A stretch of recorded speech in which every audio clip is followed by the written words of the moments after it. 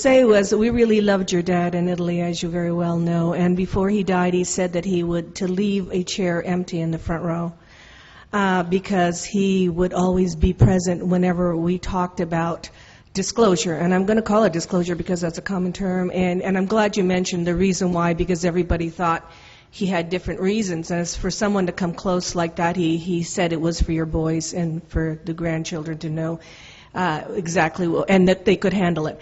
What advice would you give to us, especially to us journalists who keep working on supporting your dad's testimony by bringing forth other people to support his testimony? Because obviously Colonel Corso's testimony was not enough. Well, that's true. It's a collective effort, which you're doing a very good job of, Paula. You're one of the only, you might say, people in this field that I've ever met. I'm sure there's others, but I don't know everyone. But you're one of the ones that report and without an opinion. And I think that's very good, because if we keep that up, we can't get lost in crazy stuff. And that's up to each and every person here to weed out the crazy stuff. Because if you do, you're going to go out that branch of that tree and you're going to have to come back. And it's going to take too many years. We don't have that many years to go out this crazy stuff.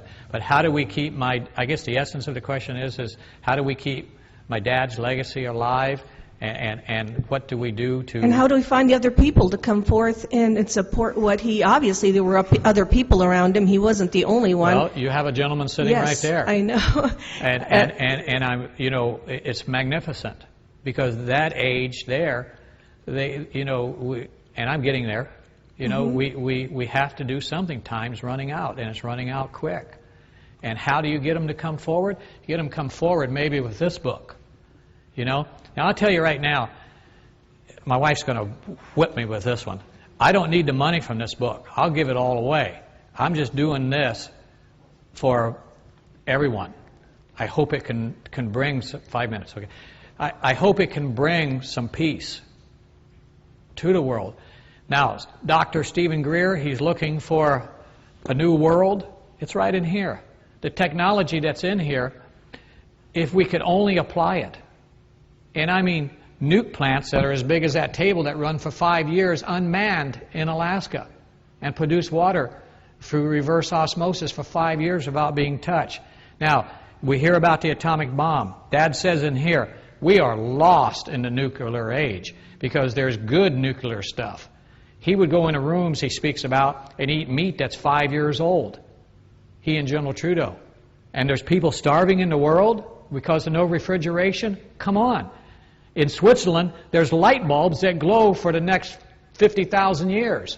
And they're bright enough to read by and go by. And they're not harmful, but yet they're tritium. So what has happened to us? Because we have an atomic bomb, we're going to kill all nuke away? No. He says it's wrong. We have it right here. Stephen Greer just doesn't know where to look, and I already told him that. Look here. That's all. What you do is you connect innately with the molecules of your airplanes.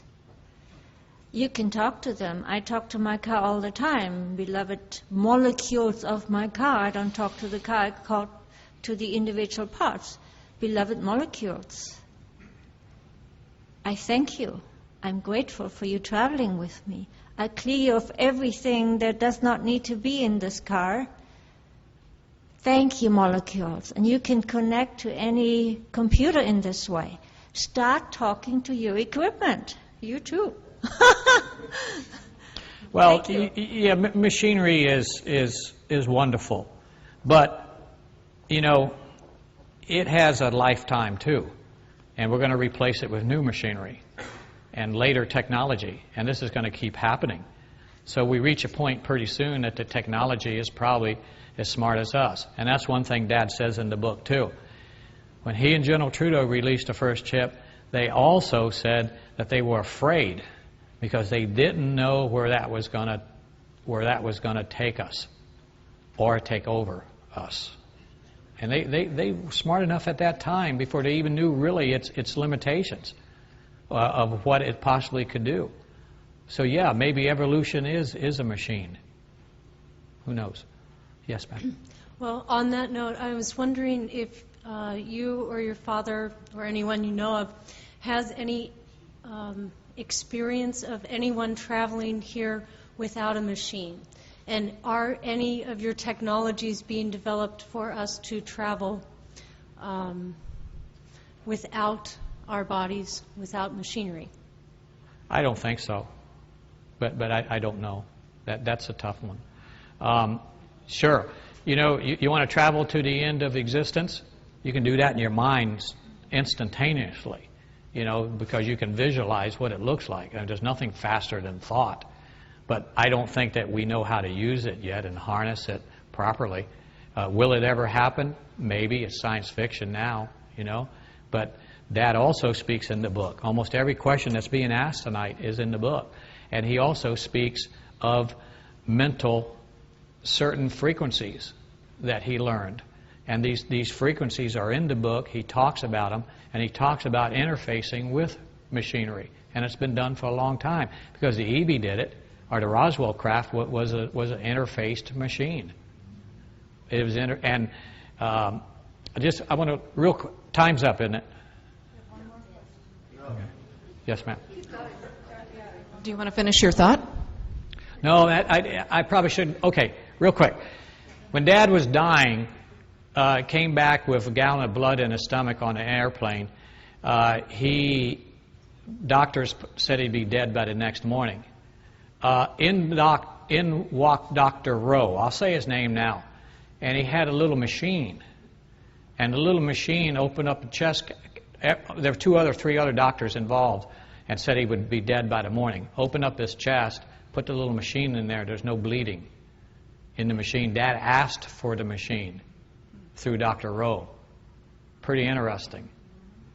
I have my ideas of what the machine is and where it came from, but the good doctor down in Palm Beach has the machine still today. If you go to it, he'll probably deny it, but who knows? He said he got it in Russia. He picked it up in a shop in Russia. But he's also quit, Dr. Rowe, real quick, he quit his practice to do cloning that was led by my dad. Again, the typewriter coming in. Yes? Hi. I just wanted to, engage you a little bit about, I thought I heard your comment that we would not be able to go to the future, that we're not able to go to the past. But in David Bohm's implicate and explicate order, we're enfolding and unfolding all the time. I mean, my understanding is 14 times a second. So if it's possible, with our mind, through remote mind, all I think that we really need is knowledge. And through that knowledge, if we have ideas of coordinates, ideas of potentials, ideas of realities, that would it not be possible with everything self-contained to this woman's idea about, we don't need external technology. I mean, from what you understand, could you see your way to that potential? Well, first of all, why do you want to do that? See, again, benevolent. You have no business going back to the past, or me, or anybody like that, or going to the future, unless you have a purpose. Now, that's what time travel is. You cannot time travel without a benevolent purpose. But what and about that's just why discovery? Pardon me? Just about discovery for the no. adventure. No, you can't screw up the universe for discovery. But I don't. No, I'm sorry. See, I told you when I was at the table with these religious people, that's what the Air Force is bewildered with now. They thought they were hot shots and going to time travel all over the place. No, they're bewildered. They have no purpose for it. What's the purpose? To go back and take care of a country that, come on, to start a war? That's not a benevolent purpose. So you have to have a reason for it. You're going to correct something that was wrong back then. Possibly. I don't know, But I do know this, and Dad told me, the purpose has to be benevolent. So, if a meteor hits tomorrow, our planet, and destroys it, we would certainly have a reason to leave, wouldn't we? That's a benevolent reason. So that might be possible during a time like that. Just a quick example. Last one. Yes, sir. Yes, well, my question is the material in a book that you're going to have published